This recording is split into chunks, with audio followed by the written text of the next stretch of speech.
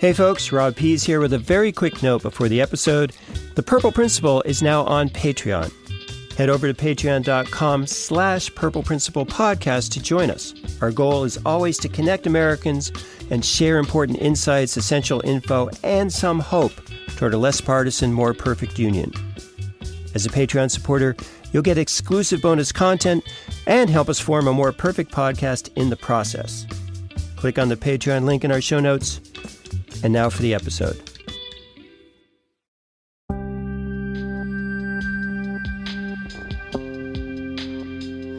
I did 3 years at a conservative think tank out of college, and then I did 15 years at a conservative or right-leaning sort of policy and PR firm.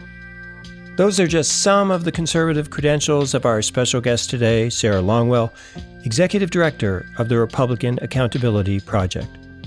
I was in kind of hot pursuit of a new vision of the Republican Party that I thought was going to be a boon for why America was a great place for people to come and live. Sarah is also publisher of the Bulwark, maybe the most thoughtful, widely read U.S. publication, pushing back from the more traditional right on the excesses of the populist right. And it just didn't pan out, my vision for what the future of the Republican Party was going to be. Join us today as Sarah Longwell reflects on the Trumpification of the Republican Party and how some Democrats may unwittingly abet that process. I'm Robert Pease, and this is The Purple Principle, a podcast about the perils of polarization. And I'm Jillian Youngblood, co-host here and executive director of Civic Genius, a civic engagement nonprofit.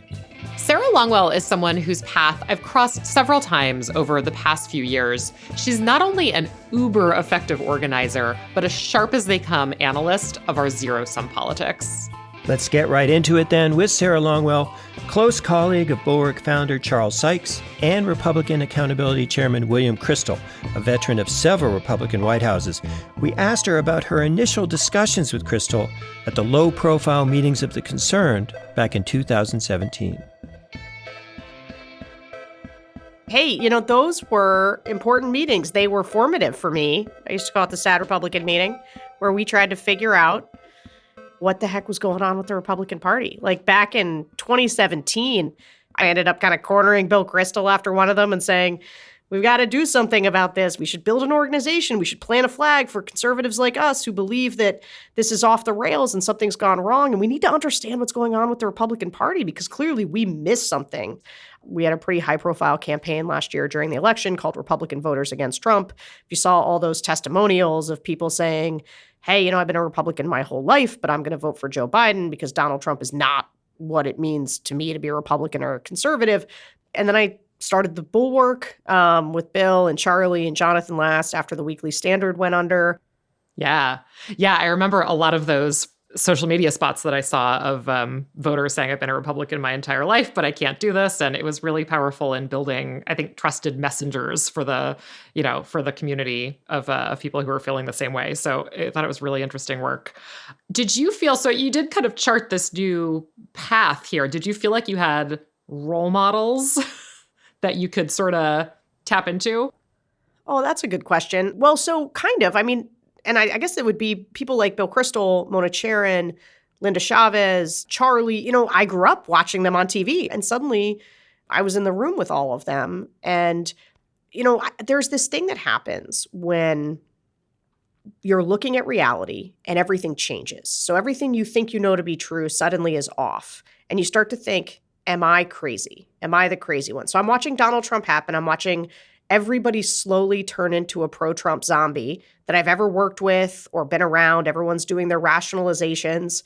And so the fact that there were a bunch of people that I respected, who I had been intellectually, interested in for many years, when those people saw the world the same way I did, it kept me from feeling insane.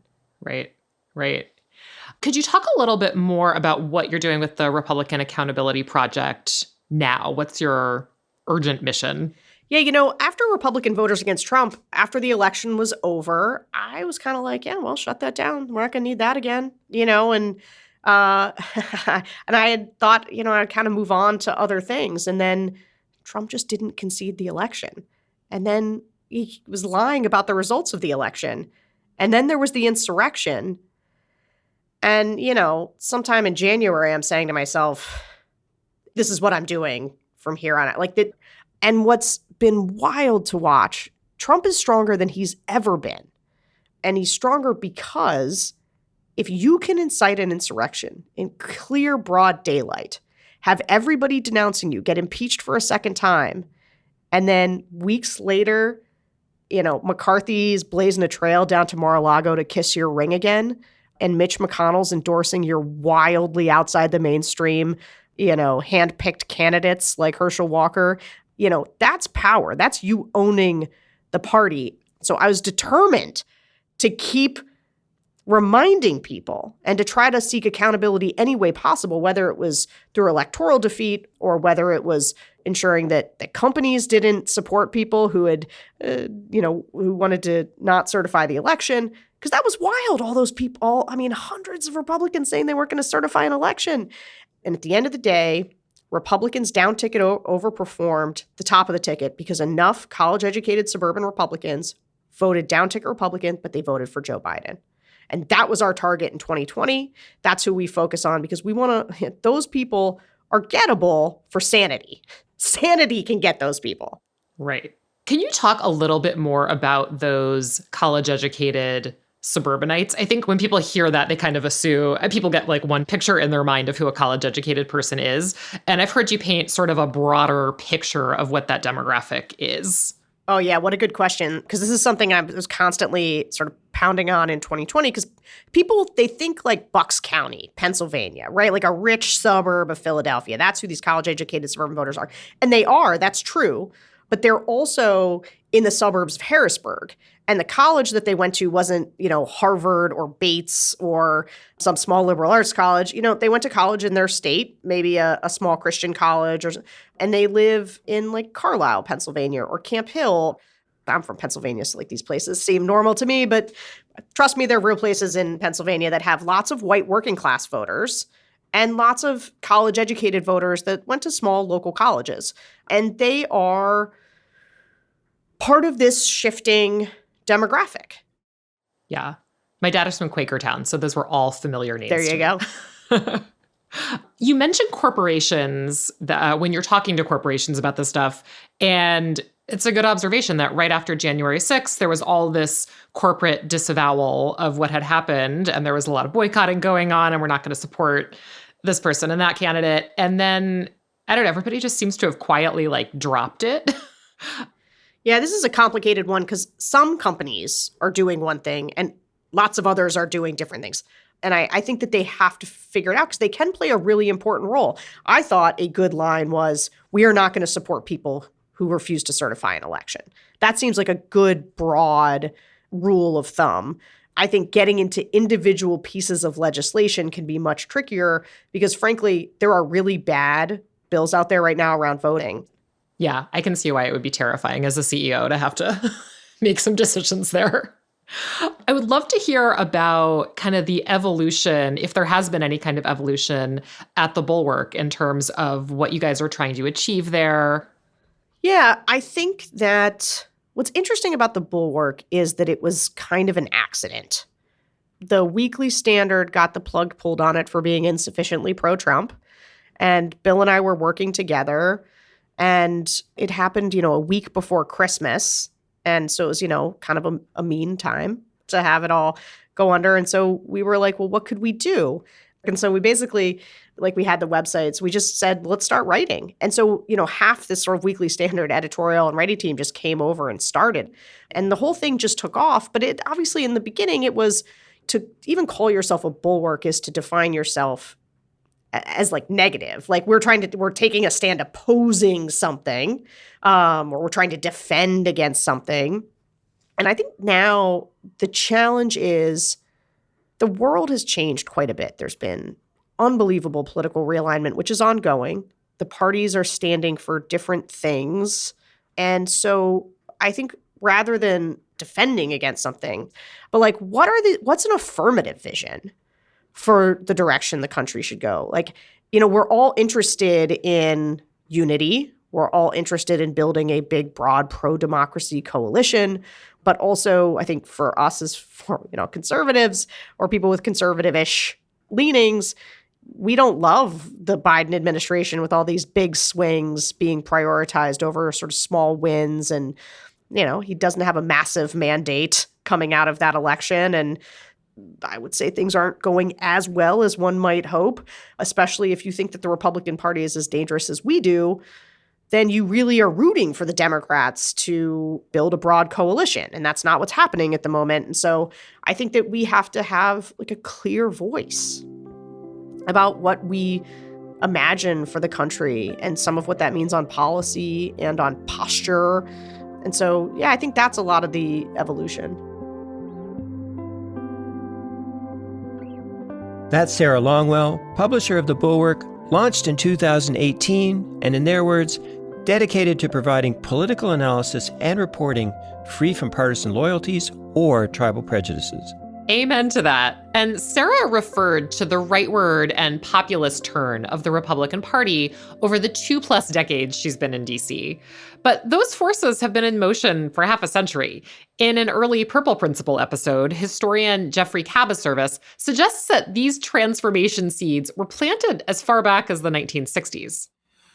Well, moderate republicanism took a nasty hit in 1964 when Barry Goldwater, the very conservative Arizona senator, became the GOP presidential nominee. And that was significant, not just because a conservative for the first time seized the nomination, but also because Barry Goldwater was one of the few Republican legislators in Congress to vote against the 1964 Civil Rights Act. And that had longstanding and permanent repercussions. The conservative faction gained strength with every passing year in the Republican Party after 1970 or thereabouts. Richard Nixon really took the party in a much more populist direction after 1970. And in our 2021 episode, Portrait of the Arsonist as Young Congressman, author Julian Zelizer described the pivotal role former Speaker of the House Newt Gingrich had on the GOP turn toward populism. There was a loyalty before the 1980s in both parties to making sure that the institutions of government, including Congress, worked. Once Gingrich helped to flip that switch, lots of things become possible. You're willing to say whatever you want about an opponent, which was not the case before the 1970s. You're willing to take basic processes of government, whether it's the filibuster or the budget, and use them as partisan bludgeons. And I think that's how to think about the change that happens. It's not that the earlier system was perfect. It really wasn't. But this change in terms of what partisanship means and how it's practiced is very dramatic. So that's a historical backdrop to the right-wing populism that's reached critical mass in recent years. And with that in mind, Rob turns to the thorny topic of today's GOP politics in the next part of the interview. I'm trying to push back just a bit on Sarah's view that Donald Trump exerts complete control over the entire Republican Party. Though, spoiler alert, without much success on that point. So, Sarah, you've mentioned that Trump, in your estimation, still has complete control over the Republican Party. But we did have what we thought was a surprising vote by 19 Republican senators for the infrastructure package, which Trump was actively against. If Trump were completely in control of the party, would there have been that many aisle-crossing votes? Yeah, I don't know. I mean, infrastructure is different. I always argued that there was going to be a bipartisan vote on something. I thought infrastructure was the thing that it would happen on because everybody wants to take credit for infrastructure. I mean, we can get into part of why I think I'm frustrated with some of the ways that the Democrats have handled this. Mitch McConnell voted for that. You get 19 senators. There was, I think, a real opportunity for them to take some bipartisan goodwill, show that they could legislate, for Democrats to put that win in their pocket and go run on it. Well, what if we float the hypothesis that some politicians are a little bit two-faced? I hope that's not too controversial. And let's say Mitch McConnell, for example, he has Trump actively saying he doesn't want McConnell to be the majority leader.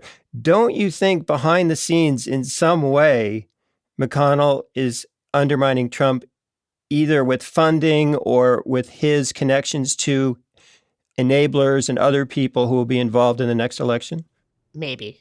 But look, I mean, I've been listening to this behind the scenes stuff for like a million years, and I bought it in the early days. I listened to people tell me how much they didn't like him and how they were, But honestly, these guys have no affirmative plan for how to deal with Trump. Okay? If they wanted to get rid of him, they could have all swallowed hard, voted for the second impeachment, made sure that there was no way he was coming back. What about the, I suppose, relatively small number, but still very moderate, very different Republican governors, like Baker and to some extent, certainly Hogan. These are my people. I love Larry Hogan. I love Charlie Baker. I would love to see one of them hold national office. If Larry Hogan runs for president, I would be in the just absolute front of the classroom, raising my hand to say, I want to help. I'll work day and night. The problem is that these are Republicans who can get elected in blue states. And I always saw that as the future national model, that you would have these kind of moderate, sensible, compromise Republicans who weren't super socially conservative, but were good fiscal stewards, who were responsible, that they'd be a great future for the Republican Party. The voters don't want them. I mean, is there a lane for Larry Hogan in 2024? There might be one lane for an anti-Trump Republican. It's a small lane, and in it are Liz Cheney, Larry Hogan. There's all of the very small cadre of people who are now vocally anti-Trump and have some national profile for being so and are going to present this alternate version of the party. Well, only one of them can run. And then you got to hope there's kind of the inverse of 2016, where there's 15 other hardcore Trumpers in the field trying to out-Trump each other so that you can be alone and get, cobble together your 15 to 20% of the sort of normalish Republicans that are left. But the fact is that's all if Trump doesn't run himself. It seemed at one point there was a lot of speculation or expectation that other members of the Trump family were going to run for office in various states, Florida, North Carolina, and that did not happen. And so we wondered if perhaps they tested the funding waters and they weren't too friendly at that time. If that's the case, perhaps the business community, having lived through the last couple of years of the Trump administration, maybe they won't be financially supportive of Trump or Trump family members. I just think that's wishful thinking. First of all, Trump is sitting on a war chest that he raised from his Stop the Steal shenanigans. That's basically a leadership pack. If he wanted to fund their candidacies, he could. My guess is that Trump doesn't want any of his progeny running until he's decided whether or not he still wants to be the main event. And look, Ron DeSantis is pulling in a lot of money because there's a lot of people that think that, and people do want to move on to Trump. It's not that these donors want it to be Trump. They don't. They want it to be Ron DeSantis or somebody else more palatable to them who can win. But if Trump wants it, they know that the people will give it to him. The voters will give it to him, Republican primary voters. And so they will do exactly what they did back then, which is to play nice and to support him. And you can try to really squint and see some world in which we get past Trump, but it's up to him. Because his strength is that he took the reality of something like January 6th, the reality of losing an election, and has created an alternative universe where half the country, or 30% of it, think that he did win the election. It's just a whole different ballgame. A real privilege to have Sarah Longwell of the Republican Accountability Project breaking things down for us. And Rob, I feel like I see you squinting a lot. I guess I am, Jillian, but when I squint hard enough, I still see some vaguely purple glow from those infrastructure votes in the Senate and the House. That was 19 Senate Republicans, including Mitch McConnell. And also 13 House Republicans helped pass that bill when 6 progressive Democrats bailed out. Yeah, it could be a mirage, though, or just something in your contacts, maybe, since Democrats haven't garnered even a wisp of a Republican vote on Biden's Build Back Better bill. That's a fair point. Now we're coming up on primary elections. They never do much for aisle crossing.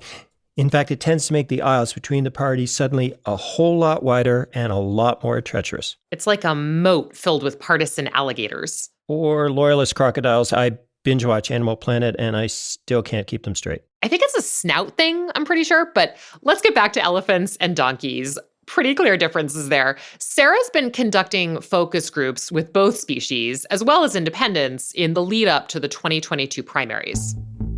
So we asked her the question many indie-minded Purple Principle listeners will be pondering, especially in those states where indies choose which party's primary to vote in, states like Texas and Georgia and Virginia. And that question is, what's more important this primary season, Republican or Democratic primaries? Ooh, that's a good question because I don't know. They're both super important because there's a certain condition that has to be created. And I think it's a mirror of what happened in 2020. We saw how close the last election was. Is anybody going to dispute that if that election had been between Donald Trump and Elizabeth Warren or Donald Trump and Bernie Sanders, that Donald Trump would have won it? I believe Trump would have beaten just about every other Democrat in the field. You needed to have both Donald Trump, who, while he attracts a lot of people, repels a certain kind of swing voter, and you needed to have a sufficiently moderate candidate or perceived to be moderate candidate to pick up the people who are repelled by Donald Trump and who could kind of hold the line and not lose any more ground on the white working class voters. And so I think in places like Pennsylvania, Wisconsin, Arizona, Georgia, you need both things to happen. Pennsylvania is going to be super interesting. I'm watching the Democratic primary there because John Fetterman, who is kind of like looks like a Viking, but he's running against Connor Lamb, who's basically your archetypal, sort of centrist, moderate, former military guy, serious, the kind of person a swing voter could really go for. And then there's some interesting governor's races. So Carrie Lake in Arizona, who's looking to be the successor to Doug Ducey. But Doug Ducey, before Trump made his life miserable and he had to kind of play along with the Trump game and say, yeah, sure, let's do a fourth audit with the cyber ninjas. That seems like a great idea. Before he was doing that, he was a really normal Republican who had sort of national political aspirations. And really, the contours of all the races are the same to me, which is, can Democrats put up broadly appealing candidates that can pick up swing voters who don't like these super Trumpy candidates who are well outside the mainstream and who are likely to say really crazy things during the course of the election? Well, Sarah, that's a really solid explanation of where things stand. And you have your hands full reforming the Republican Party. But we did want to ask you a question about the Democratic Party. We had Thomas Edsall of the New York Times on recently. He said that for the sake of preserving our democracy, the burden is on Democrats, as the more rational of the two parties, to turn down the sense of threat that identity politics poses to many Republicans. Could you speak to that? There's no doubt about it. And I think that in some ways, this was the promise of Joe Biden, right? And why I think you have a lot of independents who are frustrated with him right now, and it's reflected in the polling, is because the promise of Joe Biden was, I'm going to turn the temperature down. I'm not going to engage in these culture war battles. And, I can figure out how to bring people together and govern from the center. And I think that's what people wanted. And after feeling like maybe we were all going to get out of this whole COVID thing, we're back in it. Even after the rollout of the vaccines and a bunch of people aren't vaccinated, then you go into school year and everyone's fighting about masks again. And then there's critical race theory. And look, these culture war issues, they've always been in our politics. Before this, it was school prayer, or I don't even know, what did everybody fight about when I was in the 90s? I just remember textbooks. Yeah, what was there was like a evolution. Yeah, evolution, and there was some conservative alternative to that everyone talked about that I forget about from the early aughts. And these debates are always with us. Yeah. I do think what is different right now is that there is a real, as crazy as the Republicans are being, January 6th, everything else, it can feel a little far away from people. They're not experiencing an insurrection at their house, but their kids are in school and they are worried about what they're being taught, and it can feel close. And a lot of these things are things that these people didn't grow up with, and they don't necessarily understand the trans issue that well. But let's say they're good-hearted people, and they're like, "Well, I want to just to be nice to people, and I think people should be able to do whatever they want. But they don't understand the pronoun situation, and they don't want to get in trouble. And also when people say it's like, they're like talking about birthing persons, they're like, what alien speak is this? What do you mean? Like, is mother not an okay word anymore? What is this crazy place we're living in? And that feels very immediate to people. That feels like they're living in a world they don't understand. And I think that stuff is a killer for your political defund the police is another great example. I mean, you just heard all of the centrist Dems who were trying to run in that environment. And, they say, well, we didn't mean defund the police. Whatever. The second you're explaining, you're losing. One last question we ask all our guests is to show a bit of purple, which is to highlight a current or modern Democratic and Republican leader that you particularly respect. Well, on the Dem side, I mean, some of my favorites, I've listed them. I'm really hoping for big careers for Abigail Spanberger and Alyssa Slotkin, Mikey Sherrill. There's this group of women, many of them are CIA analysts or they have military backgrounds, really sort of tough pragmatists who I've come to admire as I've watched them govern. They're all in sort of their second term. And so I wish them long political careers and hopefully for them to be rising stars within their party. On the Republican side, look, I have been so desperate for somebody to stand up and say the emperor has no clothes. And watching Liz Cheney and Adam Kinzinger, but I mean Liz Cheney in particular, with that steely resolve, just absolutely going for it. Like, they can take her out of her leadership position, but they're not going to stop her from leading. And, I don't know what she's going to do about her state. It's going to be really, really tough. But if she runs for president or whatever, she's another one I'm just all in for and really admire that she's just decided she doesn't care what it does to her career. She's going to tell the truth about what's happening right now.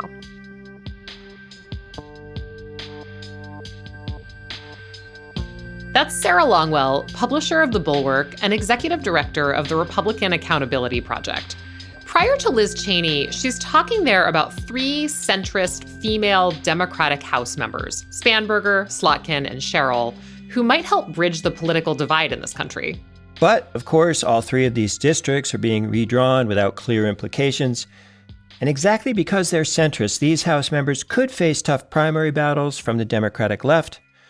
Then if they survive primaries, well-funded Republican opponents from the right in the general elections. The center cannot hold when centrists cannot hold office. And yes, I'm both quoting and embellishing at the same time. In a good cause, though, Jillian, the extremes get so much attention, and that stretches the fabric of society in really dangerous ways.